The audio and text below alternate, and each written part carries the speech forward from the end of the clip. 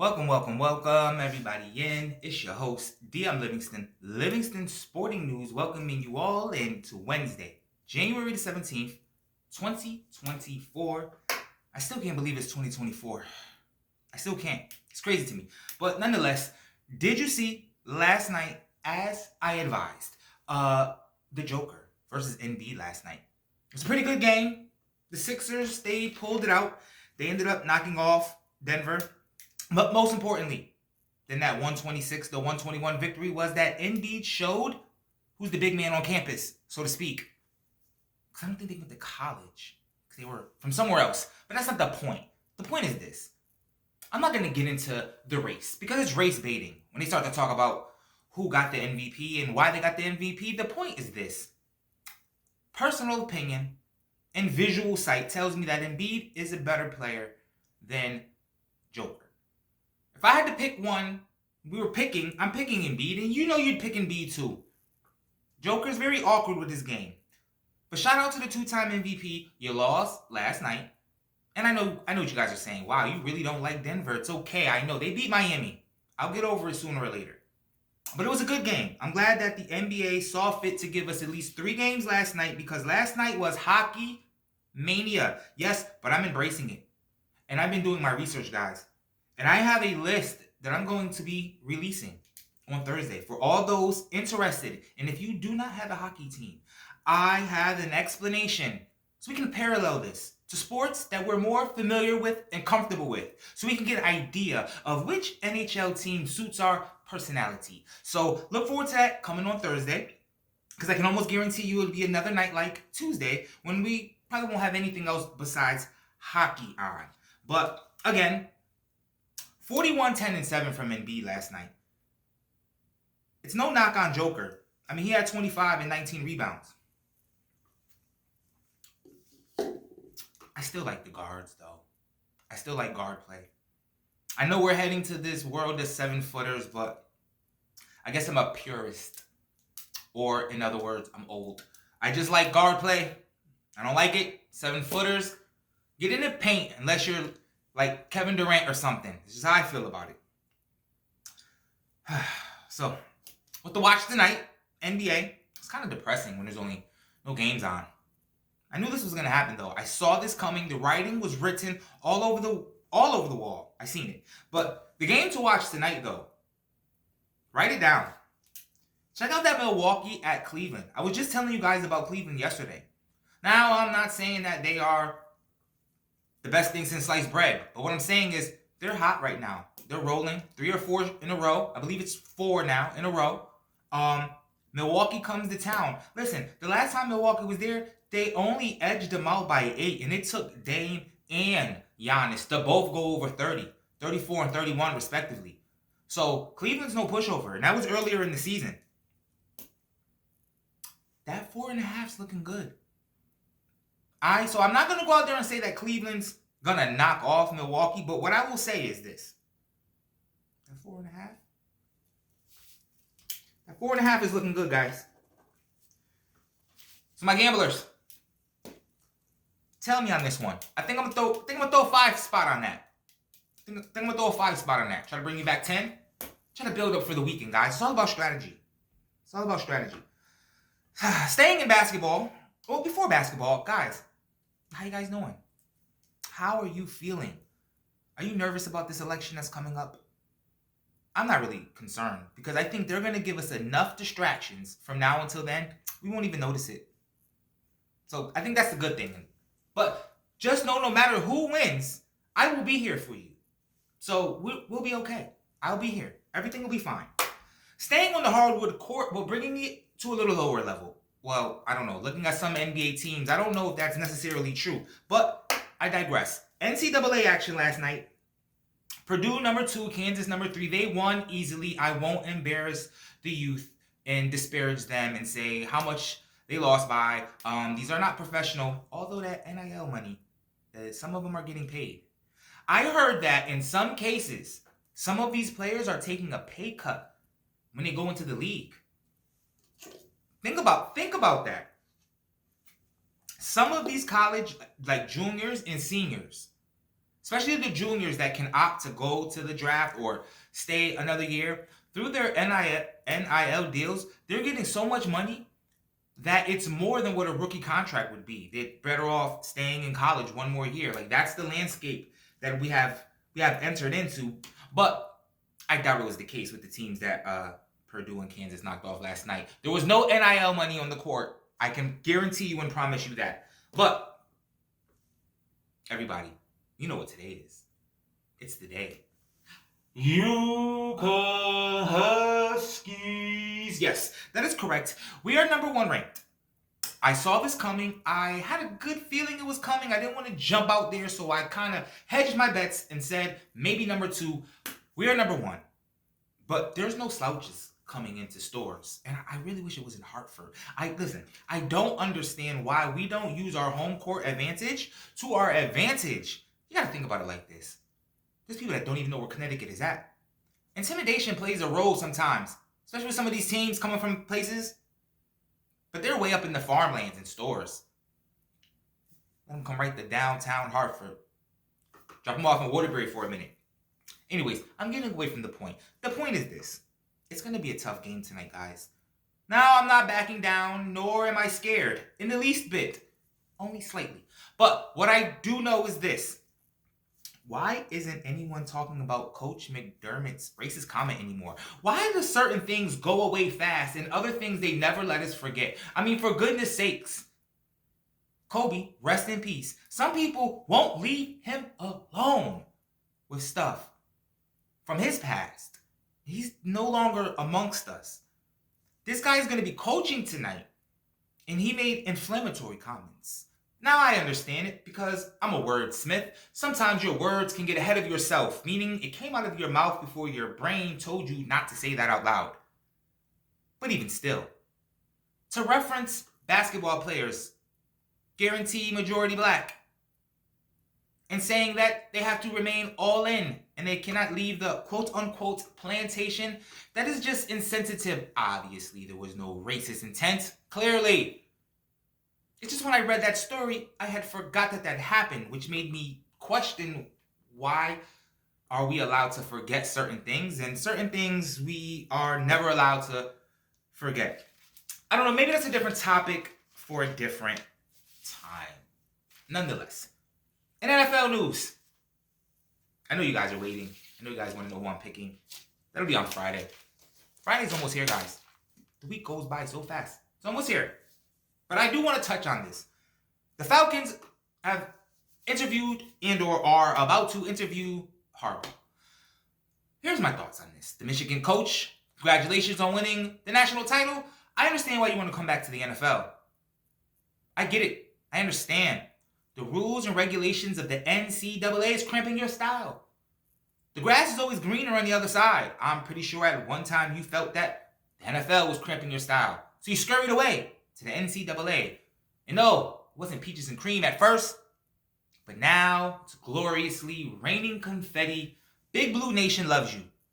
And now you immediately want to leave. I must say something though, with all due respect. This incessive narrative and reminding of the championships that your father won respectfully and your brother won respectfully, in that you haven't won and being at the table, it's kind of lame. Let's get the focus on the kids. And when you get to the NFL, let's get the focus on winning championships. Wherever you are, especially in Atlanta, let them get one. Remember the Dirty Bird? What happened to touchdown dances? Like group celebrations, dancing, not this weird stuff that they're doing. I don't know. In other coaching news, Mike Tomlin said he's returning to Pittsburgh, and good for you, Mike Tomlin. Good for you, Mike Tomlin. You'll leave when you're good and goddamn ready to leave. You want to know why? Because they made you deal with Antonio Brown. That's why. I get it. You'll never have to say it. I just said it for you. You're going to walk up and down those sidelines. You probably don't even want to coach anymore, but you know what they made you put up with. Made you play Big Ben on his retirement tour. Threw away a whole season of your career. Those losses go on your record.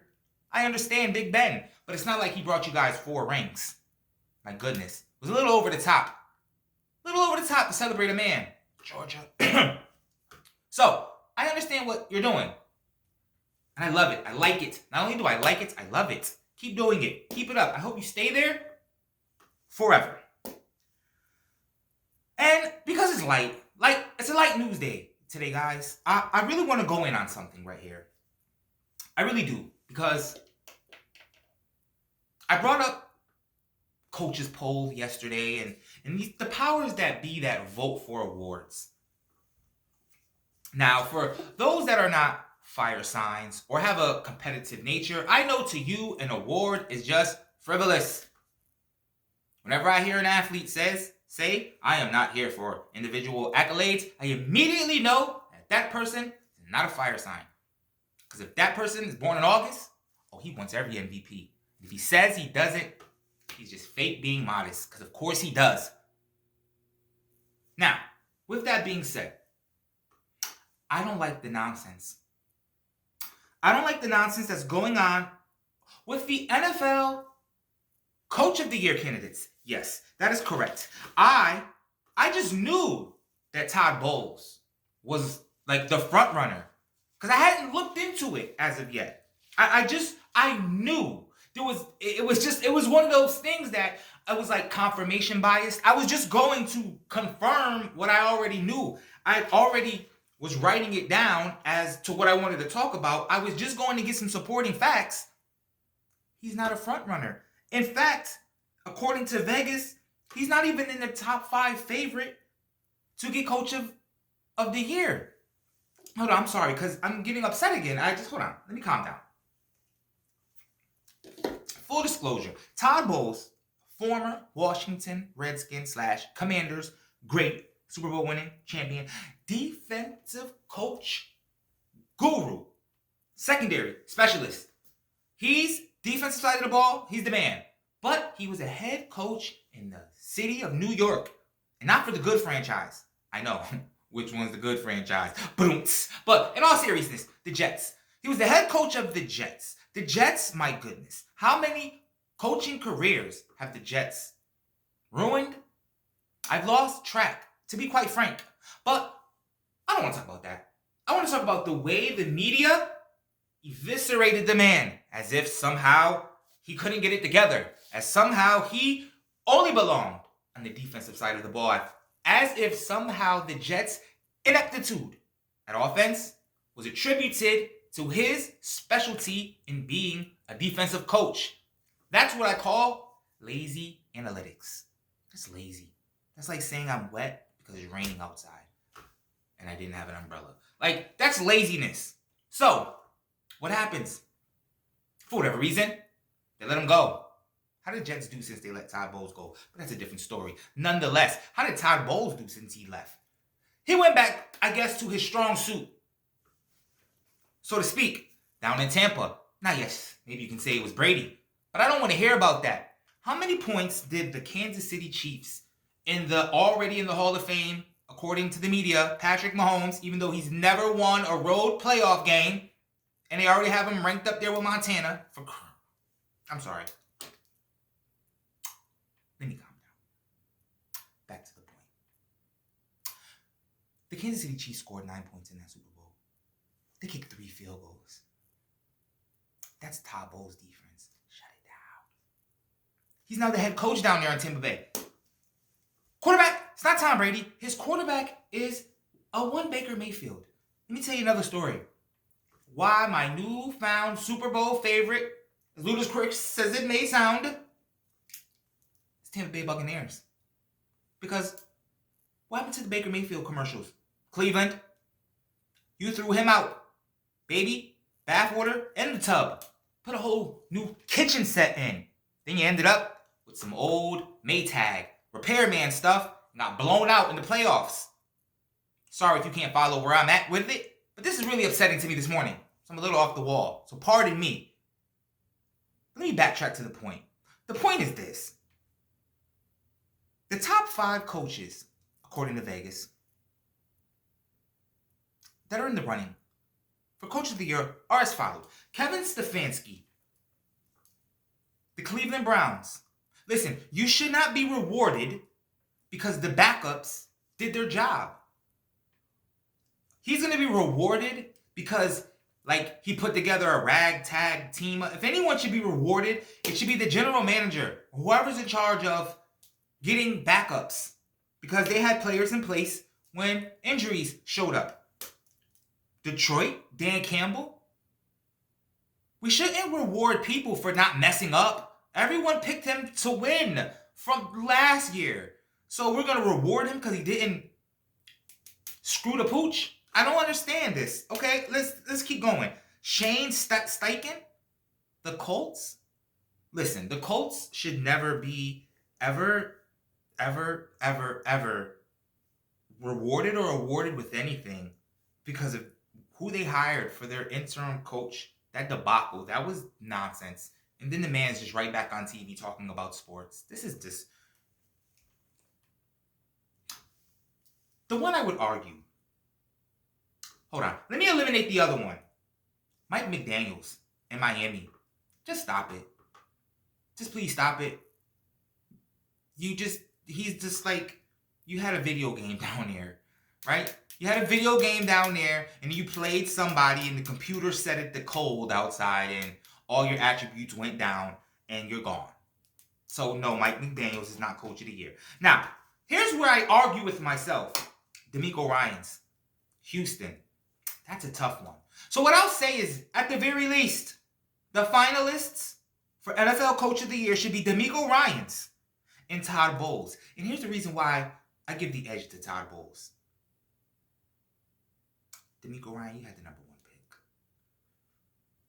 It's more on the quarterback shoulders down there, I feel. I don't know. It's a tough one for me. But if they called me and they asked me, which they won't, but if they did, I give my vote to Todd Bowles. So just be prepared for me to light up. I might do a whole episode. The day they announce Coach of the Year, I'm going to stack them up against Todd Bowles. Because I know they're not going to give it to Todd Bowles. It's ridiculous. I don't know, guys. I got to go get ready for this game tonight. I wanted to go to the game. I really wanted to surprise everyone. I was hyped up. Sold out. Gamble. Sold out. I should have rolled the dice in the beginning of the year. See, this is on me. I saw it on the calendar. I was doing the math, and I said, that could be a number. But you know what? It is what it is. I got Fox Sport 1. It's going to be fine, guys. So, listen, you guys be safe. I'm going to get myself together. I got a lot of things going on, and I can't wait to see you guys tomorrow. So remember, check it out tonight, Uconn. It's the only thing that's going on tonight, guys. Rock out, support. And as always, you already know, shows. DM Livingston. You guys stay safe. Peace, peace.